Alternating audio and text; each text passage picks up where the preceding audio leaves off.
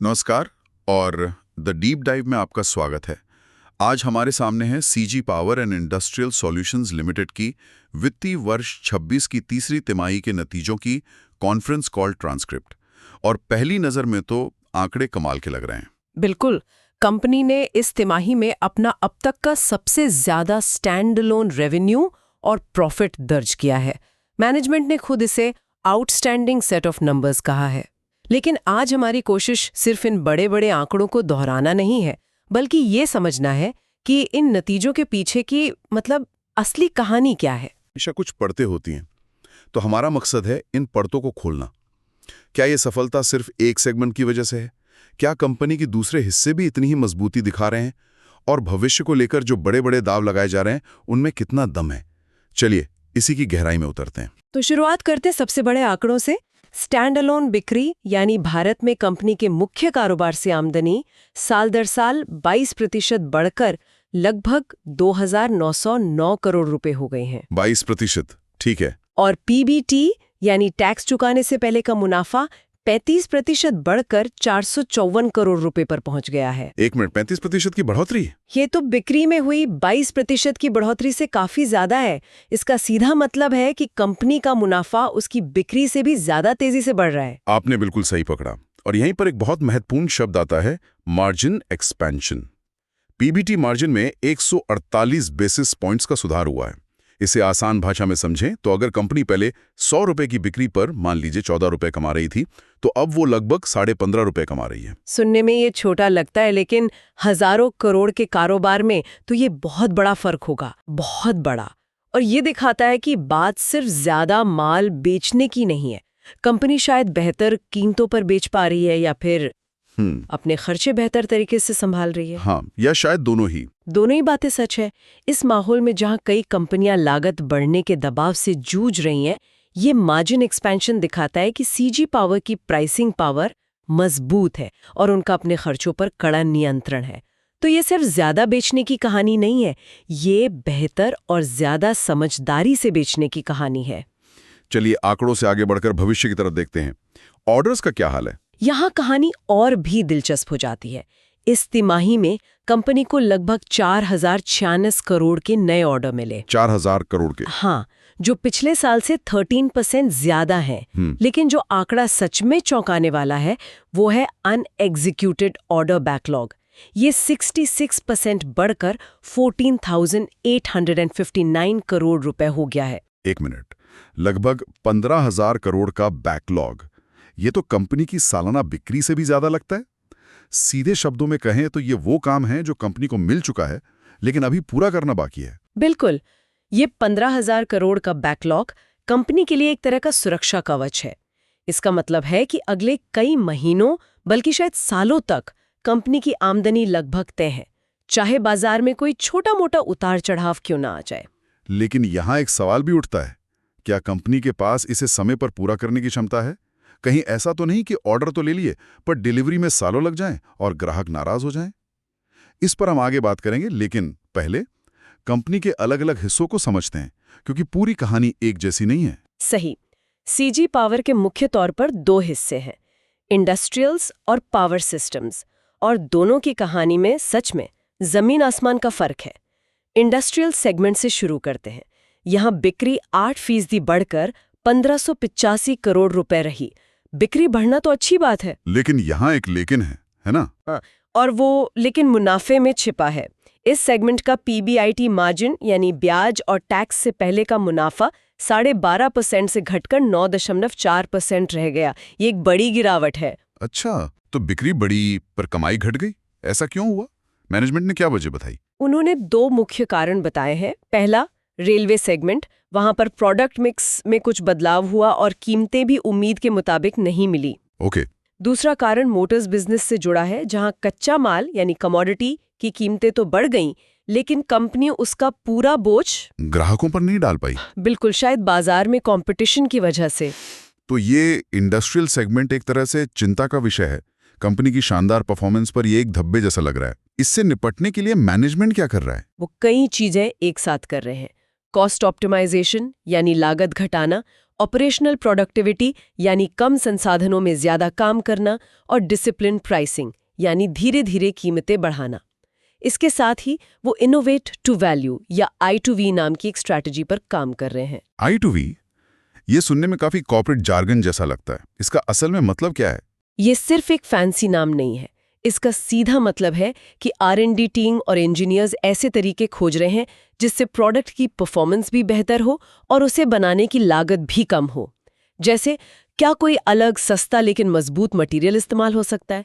क्या डिजाइन में कोई छोटा सा बदलाव करके उत्पादन का समय बचाया जा सकता है? यही I2V है, इनोवेशन जो ग्राहक और कंपनी दोनों के लिए वैल्यू पैदा करे। तो इंडस्ट्रियल्स सेगमेंट की कहानी मिली जुली है। बिक्री बढ़ी लेकिन मुनाफा दबाव में है और मैनेजमेंट उसे ठीक करने की कोशिश कर रहा है। लेकिन जब हम कंपनी के दूसरे बड़े हिस्से यानी पावर सिस्टम्स को देखते हैं तो वहां कहानी बिल्कुल अलग है। वहां तो जैसे सब कुछ सोना हो गया है। आपने एकदम सही कहा। पावर सिस्टम सेगमेंट इस तिमाही का स्टार परफॉर्मर रहा है। यहाँ बिक्री 44% की जबरदस्त रफ्तार से बढ़कर 1,03,206 करोड़ रुपए हो गई। 44%? ये असाधारण है। और मुनाफे का क्या हाल रहा है? यही तो असली जादू है। इस सेगमेंट का PBIT मार्जिन 17.6% से बढ़कर 21.4% हो गया। ये 378 बेसिस पॉइंट्स की भारी छलांग है। मतलब हर 100 रुपए की बिक्री पर कंपनी अब लगभग 4 रुपए ज्यादा कमा रही है।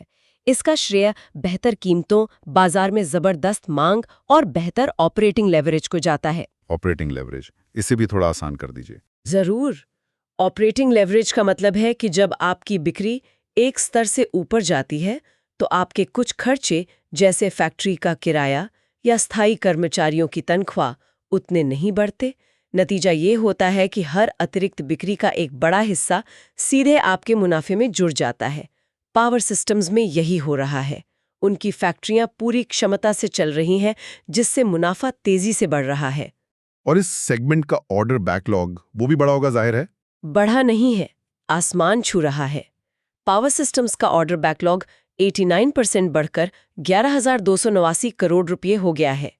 यह दिखाता है कि पावर सेक्टर में मांग कितनी मजबूत है और कंपनी इस मांग को पूरा करने के लिए कितनी अच्छी तरह से तैयार है।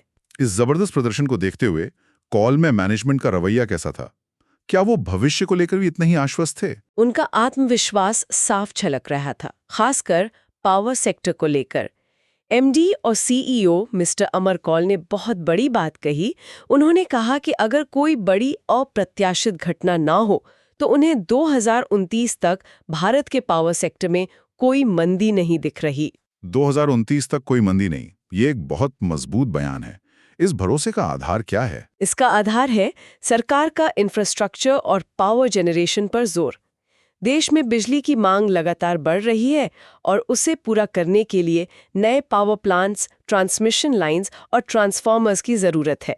मिस्टर कॉल ने कहा कि भारत में और भारत के बाहर दोनों जगह डिमांड और कैपेसिटी में एक बड़ा अंतर है और CG पावर के लिए उसे भरने का ये एक सुनहरा अवसर है। और इसी अवसर का एक बड़ा उदाहरण हमें अमेरिका से मिले एक ऑर्डर में भी दिखा, है ना? हाँ, ये सिर्फ एक ऑर्डर नहीं बल्कि एक मील का पत्थर है। ये CG पावर के इतिहास का सबसे बड़ा सिंगल एक्सपोर्ट ऑर्डर है। अमेरिका की कंपनी टॉलग्रास से पावर ट्रांसफॉर्मर्स के लिए 900 करोड़ रुपए यानी लगभग $99 मिलियन का ऑर्डर मिला है। और ये ऑर्डर किसी आम प्रोजेक्ट के लिए नहीं है, जहां तक मुझे याद है। नहीं, बिल्कुल नहीं। ये एक hyper scale data centre project के लिए है। ये वो विशाल डेटा सेंटर्स होते हैं जो गूगल, अमेज़न और माइक्रोसॉफ्ट जैसी कंपनियां चलाती हैं। इस बाजार में घुसना और इतना बड़ा ऑर्डर जीतना दिखाता है कि CG पावर के प्रोडक्ट्स अब दुनिया के सबसे उन्नत टेक्नोलॉजी स्टैंडर्ड्स पर खरे उतर रहे हैं। और मैनेजमेंट ने साफ किया कि ये कोई तुक्का नहीं है, मतलब ये अचानक नहीं हुआ। बिल्कुल नहीं। उन्होंने बताया कि ये 2 साल की कड़ी मेहनत का नतीजा है।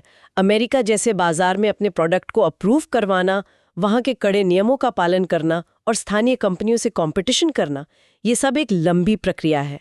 ये ऑर्डर दिखाता है कि कंपनी की सोच सिर्फ भारत तक सीमित नहीं है, वो एक ग्लोबल प्लेयर बनने की राह पर है। तो कुल मिलाकर तस्वीर यह है कि पावर बिजनेस रॉकेट की तरह उड़ रहा है और मैनेजमेंट का आत्मविश्वास आसमान पर है। लेकिन कॉन्फ्रेंस कॉल में एनालिस्ट सिर्फ अच्छी बातें नहीं पूछते, वो मुश्किल सवाल भी करते हैं। और करने भी चाहिए, वही उनका काम है। एक बड़ा सवाल चीनी कंपनियों की संभावित वापसी को लेकर था। कुछ साल पहले भारत ने चीन से पावर इक्विपमेंट के आयात पर कुछ रोक लगाई थी, लेकिन अगर वो फिर से बाजार में आते हैं तो क्या होगा? इस पर मैनेजमेंट का क्या जवाब था? क्या वो चिंतित थे? उनका जवाब काफी सधा हुआ और आत्मविश्वास से भरा था।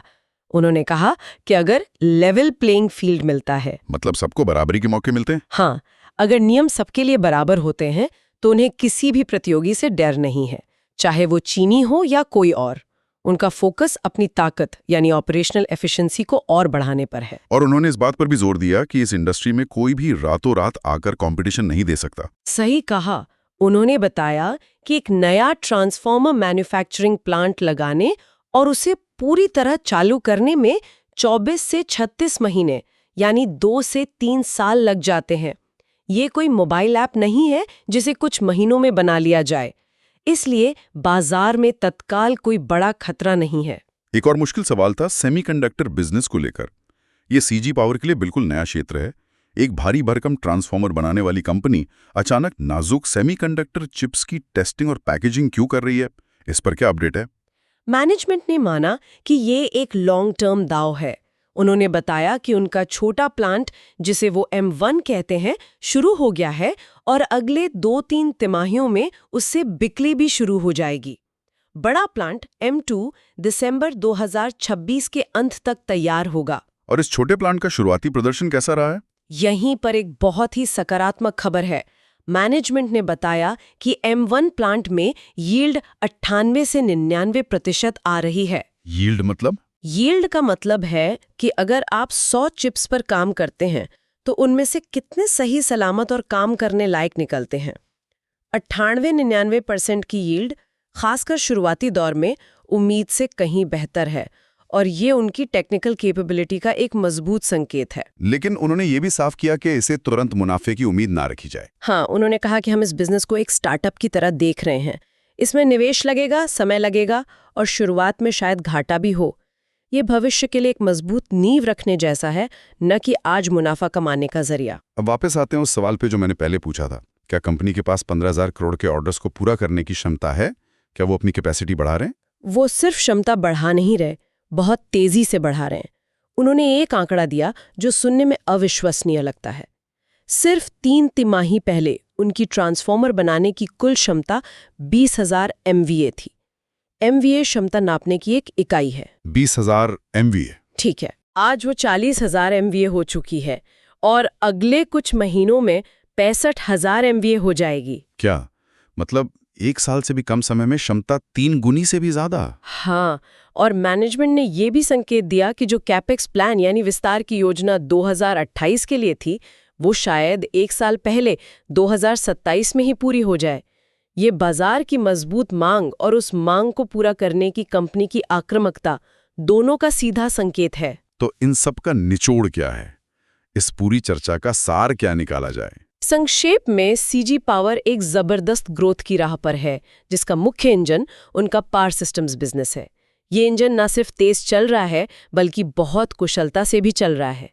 एक विशाल ऑर्डर बुक भविष्य के लिए सुरक्षा देती है और मैनेजमेंट का आत्मविश्वास और एग्जीक्यूशन पर फोकस साफ दिखता है। लेकिन कहानी में वो दूसरा हिस्सा भी है, इंडस्ट्रियल सेगमेंट, जो थोड़ा संघर्ष कर रहा है।